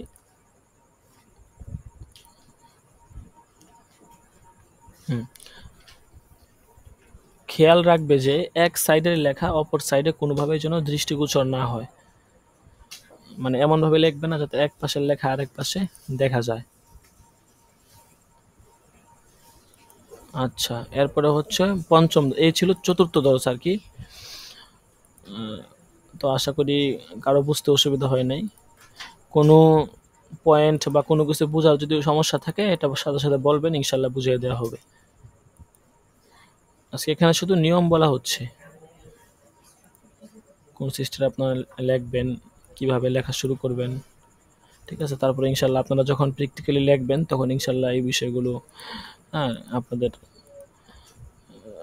প্রয়োগের মাধ্যমে আপনারা বুঝতে পারবেন।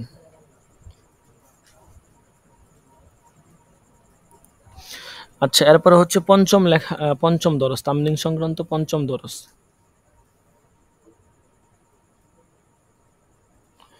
তো বলা হচ্ছে যে ফতুয়া অর্থাৎ উত্তর লেখার ক্ষেত্রে যেসব বিষয় লক্ষ্য রাখতে হয়। উত্তর লেখার ক্ষেত্রে মন, দেহ, অন্তর প্রশান্ত থাকা খুব জরুরি। রাগ, ক্ষুধা, তৃষ্ণার্ত, তন্দ্রাচ্ছন্ন, ইস্তিনজা আটকে রাখা ইত্যাদি অবস্থায় না লেখা। তারপর প্রশ্নকর্তা মূল যে বিষয়গুলো জানতে চেয়েছেন সেগুলোর হুকুম শুরুতেই বর্ণনা করা। এরপর প্রাসঙ্গিক কোনো বিষয় উল্লেখ করতে চাইলে ভিন্ন প্যারা দিয়ে শুরু করা। আচ্ছা, তারপরে দেখেন এরপরে কি বলা হচ্ছে, মাসআলায় একাধিক সূরত হওয়ার সম্ভাবনা থাকলে প্রশ্নকর্তা থেকে নির্দিষ্ট সূরত জেনে মাসলা লেখা। জানা সম্ভব না হলে সবগুলো সূরত উল্লেখ করে মাসলা বুঝিয়ে দেওয়া।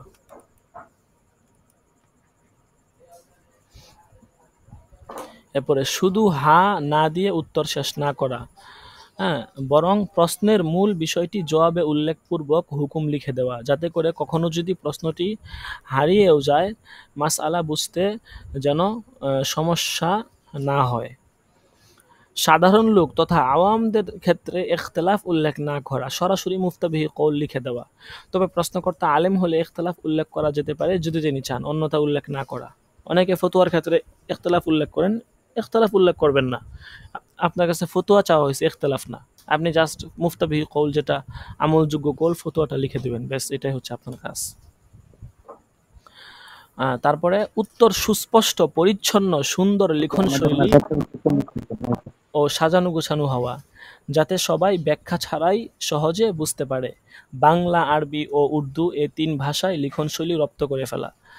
আপনার বাংলা, আরবি, উর্দু বিশেষ করে এই তিনটা ভাষাতে যেন আপনার পুরোপুরি লিখনশৈলীর দক্ষতা থাকে, হ্যাঁ, আপনি যেন সুন্দর করে লিখতে পারেন, এই বিষয়টা একটু মাথায় রাখা। পেঁচানো বা আঁকাবাঁকা অক্ষর বা ফন্টে না লেখা, কম্পিউটারে লিখলে যথাসম্ভব সুন্দর ফন্ট ব্যবহার করা। মোবাইলে লেখা এমএস ওয়ার্ডে কনভার্টের ক্ষেত্রে কালপুরুষ ফন্ট ব্যবহার করা যেতে পারে। কিছু এক্সট্রা নলেজ আপনাদেরকে দিয়ে দেওয়া হলো আর কি, অনেকে জানেন না, অনেকে জানেন। যেমন আমি যে এখানে যেই ফন্টটা দিচ্ছি এটা দেখেন, ক্লিক করে দেখালাম, এই দেখেন, এই দেখছেন এখানে কালপুরুষ শো করতেছে, ঠিক আছে। তো এরকম এই ফন্টটা কালপুরুষে দেওয়া, মোবাইলে লিখে তারপর আমি এখানে কনভার্ট করে নিচ্ছি। কত সুন্দর লেখা হয়েছে, লেখাগুলো ভাঙেও নাই। আর যদি সরাসরি কম্পিউটারে কেউ ব্যবহার করে সেখানে শত নিয়ম যে আছে, সুলাইমান লিপি ফন্টও যথেষ্ট সুন্দর ও আকর্ষণীয়। যে ফন্ট আপনার ভালো লাগে, নর্মাল বইয়ে যে ফন্ট থাকে ওই ফন্ট দেওয়া। স্ক্রিনে আমরা যেটা দেখতেছি এটা কি কালপুরুষ? জি জি, এটা কালপুরুষ, এটা কালপুরুষ ফন্ট। দেখছেন, এটা কিন্তু শত নিয়ম যে আমার কাছে এটা ফন্টটা অনেক ভালো লাগে। এমনকি আমি নর্মাল সব লেখার ভিতরে আমি এই ফন্ট দিয়ে আমি ব্যবহার করি, ঠিক আছে। আমি এটা আপনি আপনার ল্যাপটপে কম্পিউটারে না থাকলে গুগল থেকে ইনস্টল করে তারপরে আপনার ফন্টের অপশনে পেস্ট করে দিবেন, তাহলে এটা অটোমেটিক চলে আসবে। আচ্ছা, এরপরে হচ্ছে উত্তর যথাসম্ভব সংক্ষিপ্ত রাখা, বিনা প্রয়োজনে কথা লম্বা না করা। অবশ্য এত ছোট করা যাবে না যাতে মূল বিষয়টি অস্পষ্ট বা অনুল্লেখ থেকে যায়। ছোট উত্তর করা, আহ, আহ, যদি প্রয়োজন থাকে সেখানে কথা বলা আর কি, অপ্রয়োজনীয় বা বিনা প্রয়োজনে অতিরিক্ত জ্ঞান না দেওয়া, যেটা দরকার ততটুকুই বলা আর কি। উত্তরে অতিরিক্ত কোনো কিছুই না থাকা, সেটা হতে পারে অক্ষর, শব্দ কিংবা বাক্য, এমনকি অতিরিক্ত কোনো চিহ্নও না থাকা। বানান ভুল কোনোভাবেই না থাকা, যেটা আমাদের থেকে বেশিরভাগ হয়ে থাকে আর কি। বিশেষ করে বাংলা বানানে মাত্রা যথাযথভাবে প্রয়োগ করা, এ বিষয়ে ছাত্রদের অবহেলা অনেক বেশি। আরবি লেখায় ইমালাগত ভুল ত্রুটিও না থাকা। এরপর প্রয়োজনীয় শর্ত বা কয়েদ বাদ না পড়া, ফিকহের কোনো কায়দা যদি মিলে যায় সেটা উল্লেখ করে দেওয়া। হ্যাঁ, অপ্রয়োজনীয় শর্ত বা কয়েদ, আহ, অপ্রয়োজনীয়, আচ্ছা কোথায়, অপ্রয়োজনীয় শর্ত বা কয়েদে এহতেরাজি না থাকা, এতে অনেক সময় ভুল বোঝাবুঝির সৃষ্টি হয়, এগুলো দেওয়ার প্রয়োজন নাই। এরপরে প্রশ্নকারী প্রশ্ন লিখে নিয়ে আসলে উত্তরপত্রের সাথে সেটি পিন আপ করে দেওয়া। অনলাইনে বা মৌখিক প্রশ্ন হলে প্রথমে প্রশ্ন লিপিবদ্ধ করা, এরপর উত্তর লেখা শুরু করা। এই বিষয়টা কিন্তু অনেক গুরুত্বপূর্ণ। এখানে যতগুলো বিষয় আছে সবগুলোই গুরুত্বপূর্ণ, খুব ভেবে দেখার মতো বিষয়। সকলে বিষয়গুলো নিয়ে ভাববেন, ভেবে দেখবেন, আপনাদের নলেজ বাড়বে। তো বিষয় হচ্ছে যে দেখা গেছে অনেকে মৌখিকভাবে মাসলা জিজ্ঞেস করে। অনেক মানুষ আপনাকে আমাকে দেখবেন যে মৌখিক মাসলা জিজ্ঞেস করতেছে, অনেক ধরনের মাসলা মৌখিক জিজ্ঞেস করতেছে। তো সব সময় সর্বদা চেষ্টা করা আমলযোগ্য মাসলা, যেটা এই যে বিশেষ করে এই যে কুরবানির সময় আসতেছে, আপনাকে অনেকে মৌখিক মাসলা জিজ্ঞেস করবে। আপনি বলবেন যে ভাইজান কষ্ট করে একটু মাসলাটা লিখে দেন, বা আপনি দরকার লাগলে ফোনে টাইপ করে তাকে দিবেন, যে মেসেঞ্জারে বা হোয়াটসঅ্যাপে পাঠাবেন, দেখেন তো আপনি যেটা জানতে চাইছেন এই মাসলাটা কিনা, টাইপ করে তারপরে আপনি লিখিত উত্তর দিবেন। ফোনে উত্তর দিয়ে দিলেন, সমস্যা নেই, কিন্তু বিষয়টা হচ্ছে যে প্রশ্নটা যেন স্পষ্ট থাকে। আপনাকে একটা প্রশ্ন করলো, পরের বার বললো যে না আমি তো ওইরকম বলছি, তাইলে কিন্তু হইলো না। বিশেষ করে এই সমস্যাটা হয় তালাকের ক্ষেত্রে। হ্যাঁ, তালাক, বিবাহ সাথী এইসবের ক্ষেত্রে কিন্তু এই সমস্যাটা বেশি হয়। এই জন্য সব ক্ষেত্রেই প্রশ্নটা মৌখিক বললে সেটা লিখে নেওয়া, লিপিবদ্ধ করা, এরপর উত্তর লেখা শুরু করা, এটাই হচ্ছে নিয়ম। ফারায়েজের মাসলার ক্ষেত্রে ওয়ারিশদের অংশ টেবিল বানিয়ে সাজিয়ে দেওয়া, এতে বুঝতে সুবিধা হয়, দেখতেও সুন্দর হয়। ফাইনাল পেপারে কারেকশন পেন বা সাদা কালি ব্যবহার না করা, মানে যেটা আপনি দিবেন ওইটার মধ্যে যদি সাদা কালি ব্যবহার করেন তাহলে এটা কেমন দেখা যায়, একটা ফতুয়া লেখছেন এরপরে আবার সাদা কালি লাগাইছেন, কেউ বলে কি মুফতি হয়েছে, সাদা কালি লাগাইছে, খারাপ দেখা যায়, ব্যবহার না করা। সাধু চলিত ভাষার মিশ্রণ না হওয়া, একদম ভাষা একদম সুন্দর, সাবলীল ও বোধগম্য হওয়া, দুই ভাষার মিশ্রণ না হওয়া। একটি আদর্শ ফতুয়াতে উপরোক্ত গুণাবলী বিদ্যমান থাকা আবশ্যক। আচ্ছা, যাই হোক, তো আজকে এ পর্যন্তই। এইগুলো ইনশাল্লাহ আপনাদেরকে দিয়ে দেওয়া হবে দরজ শেষ হওয়ার পরে। আমাদের তো সময় কমে গেছে অনেক, ইনশাল্লাহ এখন একটু কষ্ট করে সকলে হাজিরাটা দিয়ে দেই।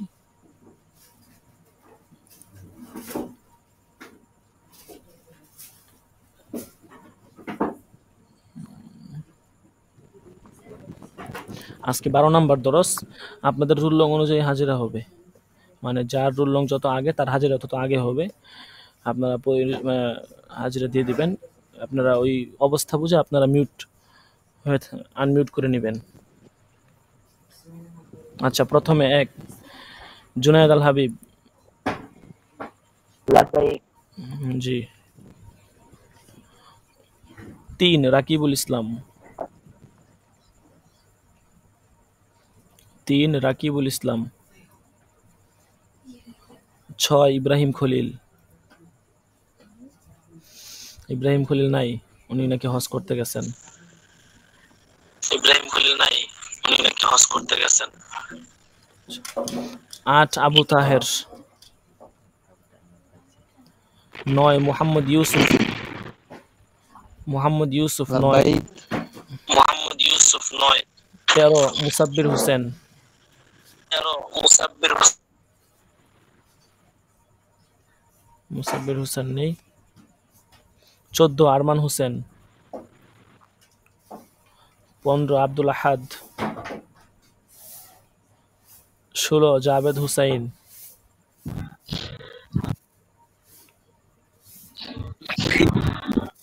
দেরি করেন কেন, একটু দ্রুত দিবেন। 20 সাইদুল ইসলাম। লাব্বাইক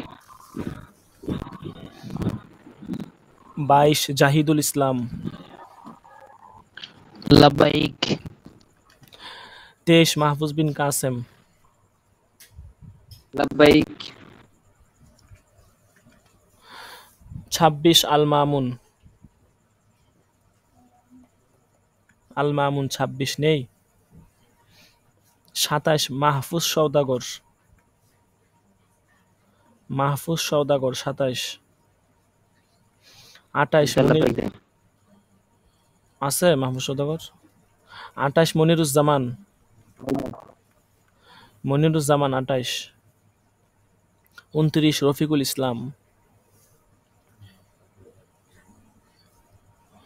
30 আমির হোসেন। 31 ইয়াসিন শেখ। 32 হেদায়েতুল্লাহ।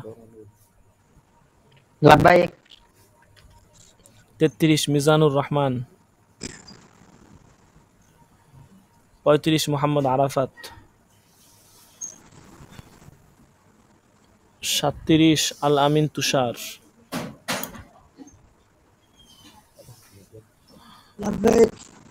দেরি করেন কেন, একটু দ্রুত না দিয়ে দিবেন। 38 রায়হান মাহমুদ। 38 রায়হান মাহমুদ। নেই রায়হান মাহমুদ নেই। 38 দশটা থাকে। ছিল, চলে গেছে। আচ্ছা, তারপর হাজিরা দিয়ে দিলাম। 29 সুহাইল আহমদ। 39 সুহাইল আহমদ। 40 মুস্তাকিম বিল্লাহ। 42 গুলাম কিবরিয়া। 43 ইসমাইল হোসেন। 47 কাউসার আহমদ। 52 একরাম আল হাসান। 53 এমদাদুল ইসলাম। লাব্বাইক এমদাদুল ইসলাম। লাব্বাইক আপনি কি 11 নাম্বার কত দর্শে ছিলেন গত শনিবারের দর্শে?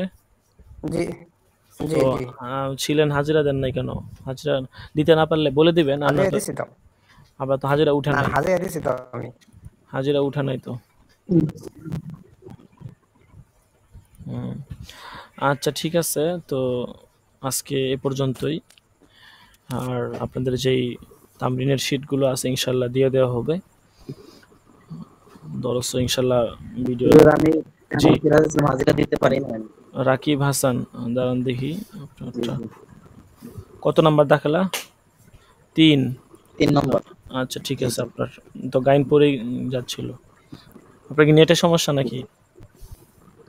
জি ওই সময় ও, আসলে অনেক ওস্তাদ জি। কত নাম্বার বলেন দেখালা? 23 নম্বর। 23 নাম্বার। 27 নাম্বার মাহফুজ সওদাগর। আচ্ছা, তারপরে আর কেউ বাকি আছেন? বাকি থাকলে বলেন। ওস্তাদ জি, জি। জি আমি তো প্রথম যে দশটা ছিল, প্রথম দুইটা, শুরু দুইটা, কত নাম্বার তো দেখালে আমি ওই সময় কি আপনার? 53। প্রথম দুইটা বলতে কোন দরসের কথা? কত নাম্বার দরস? শুরুতে 1 2, তো এক ওই দুই সময় বলতে? ভর্তি হই নাই কিন্তু ক্লাস করছি। হ্যাঁ হ্যাঁ, ও, এক এছাড়া কি নম্বর আপনি 2 নম্বর। আপনি কি সবগুলো দরসে ছিলেন? জি জি জি, আপনি সবগুলো? বলছেন যে গাইন দিবেন না ওটি আর কি, তো বলছিলেন যে কিন্তু তোমার গাইন দেওয়া। ও, আচ্ছা, আপনার দাখেলা কত? 53। একরাম আল হাসান নাকি? এমদাদুল ইসলাম। ও, দাঁড়ান। এমদাদুল ইসলাম 53 52। এমদাদুল ইসলাম। ও আচ্ছা, আপনি সবগুলো, হ্যাঁ। আচ্ছা, ঠিক আছে। আচ্ছা, আপনি কি 1 2 নাম্বার দরসে ছিলেন নাকি একদম ছিলেনই না? কোনটা? মানে ছিলাম কিন্তু ভর্তি হই নাই ওর সাথে, ওই ও জন্য আর কি আচ্ছা, ঠিক আছে। তাহলে আমি এমনি ক্লাস করছি। তাহলে যেহেতু ছিলেন আমি হাজিরা দিয়ে দিচ্ছি। আর কে যেন বলছিলেন যে আপনি দর্শে ছিলেন কিন্তু হাজিরা দেওয়া হয় না, এরকম কে যেন বলছিলেন। আগের গত মাসের হাজিরা শিটটাতে যদি এমন কেউ থাকেন তাহলে একটু বলেন কষ্ট করে, এখন আমার তো মনে নাই। আবু হুজুর ইউসুফ, আমি 2 নাম্বার আপনার দাখিলা কত? 1 নাম্বার 2 নাম্বার দর্শে ছুটি নিচ্ছিলাম মানে আপনার কাছ থেকে, আর 3 4 5 এদিকে ছিলাম হতো। আপনার দাখিলা 1 2 নাম্বার দশা ছুটি নিয়েছেন, আচ্ছা ঠিক আছে, আমি আপনাকে হাজিরা দিয়ে দিচ্ছি। ঠিক আছে, সমস্যা নাই, আর ছুটি 3 নিলে 4 এটা 5 হাজিরা পাবেন, কিন্তু ছুটি না নিয়ে অনুমতি ছাড়া চলে গেলে হাজিরা নাই। আর 3 4 তো আপনার হুজুর 3 4 3 5 এ 4 5 আপনার গান দেখা যাচ্ছে 3 4 5। এগুলো ছিলাম হুজুর। তো ছিলেন তো হাজিরা দেন নাই কেন? না আমি হাজারে দিচ্ছিলাম হুজুর, কিন্তু ওইখানে সম্ভবত নেটের কারণে যায় সম্ভবত।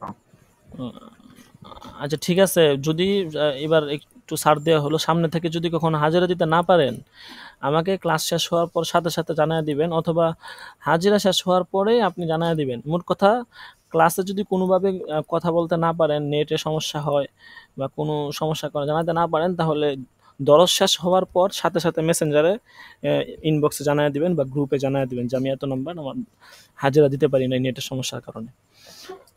আচ্ছা ঠিক জি আছে, তো আপনাদের দুজন এটা ঠিক করে দেওয়া হলো। যদি আরো কোনো সমস্যা থাকে কারো এখনই বলেন। আচ্ছা।